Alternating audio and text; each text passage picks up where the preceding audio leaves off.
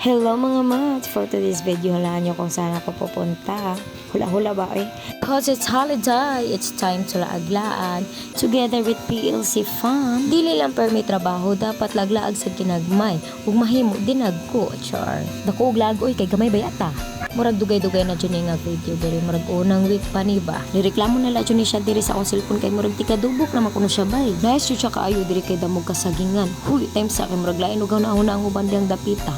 Usa man din naada ng kasagingan. Green-minded man kay mo ana. Sa bagay kay green man jud bug color anang dahon sa saging. Sani ba? Gamiton man guna siya panghapin. Panghapin pa sa lamisa kay magbudol-budol man daw mi. Sa ka ay. Ug adi na nag-arrange na kami sa mga pagkaon aw sila ra di ay kay ako nagsigira kong video.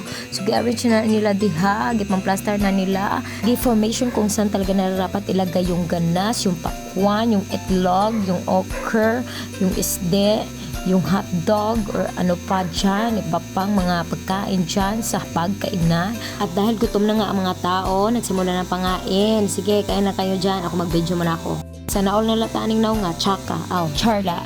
Bitaw ay makitan lamon ako malipayon nga nagkaon, mabusog na sad po. Char, sip-sip oy. Huy, di mo po halatang gipanggutom kay ikaw ba na may dili mo kaon sa buntag nun? Nya matigdaan pag-udto. Ang purpose samantala mo diri kay Manilot, yan nakahuna-huna mo pud sila nga mag-amot-amot lagi kuno kay para ipalit kuno pagkaon kay bago na pud kuno sila sweldo. Ana sa taaning sweldo no, bagong sweldo niya pagkaugma na jud po taaning magasto. Kay kining sa kagastador nato di ta maghunahunag ugma. By the way, adi ako igbawa biyabas, tagalon pa baka ko ani nila nga lagi effort ba jud kung kat diri para ma-video lang sila. Hoy char, mulusad na tayo mo kaon na ta kay murag gutom-gutom naman. Basta pagtilaw na ako, makaingon jud kag uy, bite king, ikaw ba yan? Tara mads, kaon ta.